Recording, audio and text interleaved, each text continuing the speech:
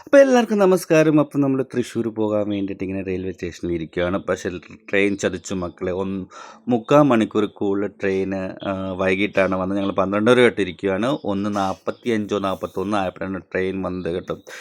അത് ഞങ്ങൾ പോസായിട്ട് ഇങ്ങനെ ഇരിക്കുക. ഞാൻ കുറേ നാളിന് ശേഷമാണ് ട്രെയിനിൽ പോകാൻ തുടങ്ങുന്നത്. എന്തായാലും ട്രെയിൻ വന്നു. അതിലെന്തായാലും കയറാൻ പോവുകയാണ് കേട്ടോ. ട്രെയിനിൽ കയറിയിട്ട് കുറേ നാളിന് ശേഷം ട്രെയിനിൽ കയറുകയാണ്. എന്തായാലും ട്രെയിനിൽ കയറി, പക്ഷേ എടുക്കാൻ പറ്റിയില്ല വീഡിയോ. എന്നാലും ഞങ്ങൾ തൃശ്ശൂർ വന്ന് ഇറങ്ങി കേട്ടോ. ഒരു വ്യത്യസ്തമായ സംഭവമായിരുന്നു. ഭയങ്കര തിരക്കെന്ന് വെച്ചാൽ ഭയങ്കര തിരക്ക് കേട്ടോ. എന്നാലും വന്നിട്ട് വൈകിട്ട് ഞങ്ങൾ വടക്കുംനാഥ ക്ഷേത്രത്തിലൊക്കെ തൊഴുതു. അവിടെ ഒരു ലോഡ്ജ് എടുത്തു കേട്ടോ. രാത്രിയിലാണ് 6 മണിയായപ്പോൾ ലോഡ്ജ് എടുത്തത്. എന്നിട്ട് നേരെ വടക്കുംനാഥ ക്ഷേത്രത്തിൽ പോയി. പിറ്റേ ദിവസം രാവിലെ ഫ്രണ്ട് വന്നിരുന്നു. അപ്പം പിറ്റേ ദിവസം രാവിലെ വന്നിട്ട് അമ്പലത്തിനുള്ളിൽ കയറി തൊഴുതിറങ്ങി. ഞാൻ കുറേ നാളിന് ശേഷമാണ് ഒരു പ്രാവശ്യം കൊണ്ട് വന്നിട്ടുണ്ടായിരുന്നു. അപ്പോൾ എൻ്റെ ഫ്രണ്ട് കാറും കൊണ്ട് വന്നിട്ടുണ്ടായിരുന്നു. ആ കാണുന്ന ചുമന്ന കാറാണ് എൻ്റെ കാറ്. ഞങ്ങൾ പോകുന്ന കാറ് എൻ്റെ കാറല്ല, എൻ്റെ ഫ്രണ്ടിൻ്റെ കാറാണ്. ഇതിലാണ് ഞങ്ങൾ കയറി പോകുന്നത്.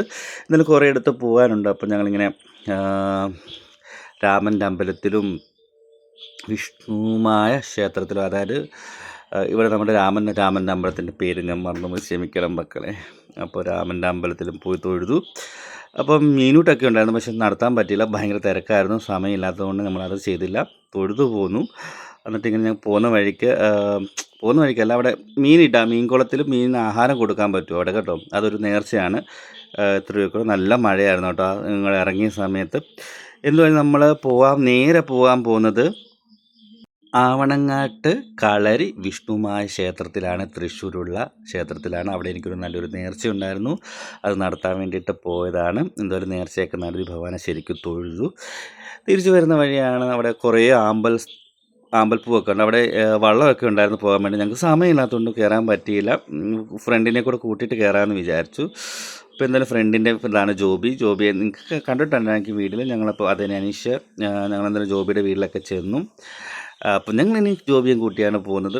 അപ്പോൾ നേരെ ഞങ്ങൾ അവിടെ ദേവീക്ഷേത്രത്തിൽ പോയിട്ടുണ്ടായിരുന്നു. അവിടെ ദേവീക്ഷേത്രത്തിൽ പോയിട്ട് അവിടെ വെളിയിൽ അപ്പോൾ 12:30 എങ്ങാണ്ട് തൊഴാൻ പറ്റിയില്ല. തിരിച്ചു വരുന്ന സമയത്ത് ഞങ്ങൾ കുറച്ച് സെൽഫിയൊക്കെ എടുത്ത് അവിടുത്തെ ആറ്റും തീരത്ത് ഇറങ്ങിയിട്ട് കുറച്ച് സെൽഫിയും കാര്യങ്ങളൊക്കെ എടുത്തിട്ടുണ്ടായിരുന്നു. അടിപൊളിയായിരുന്നു. അടിപൊളി എക്സ്പീരിയൻസ് ആയിരുന്നു കേട്ടോ. നല്ല ഞങ്ങൾ 4 കൂടെ അടിച്ച് പൊളിച്ചു. കുറച്ച് കഴിഞ്ഞിട്ട് ഫുഡൊക്കെ കഴിച്ചിട്ടുണ്ട്. ബിരിയാണിയും ഒക്കെ കഴിക്കാൻ പോയിട്ടുണ്ടായിരുന്നു. കുറേ വീഡിയോ ഒന്നും എടുക്കാൻ പറ്റിയില്ല. എന്നാലും ഷോർട്ടായിട്ട് ഇടുന്നതാണ് കേട്ടോ ഇതൊക്കെ. എന്തായാലും ബിരിയാണിയൊക്കെ കഴിച്ചിട്ടുണ്ടായിരുന്നു. അപ്പോൾ ഇതൊക്കെയാണ് എന്താണ് പറയുക. അത് കഴിഞ്ഞിട്ട് നേരെ നമ്മൾ ചിമ്മിനി ഡാമിലാണ്. ചിമ്മിനി ഡാമിൻ്റെ വീഡിയോ നിങ്ങൾ കണ്ടു കാണും അല്ലേ. അതിൻ്റെ ആദ്യത്തെ കുറച്ച് വീഡിയോസാണ് ഞാൻ കാണിക്കുന്നത്. നിങ്ങളെ കാണിച്ചിട്ടില്ല കേട്ടോ. നല്ല ഭംഗിയാണ് കേട്ടോ ചിമ്മിനി ഡാം കാണാൻ.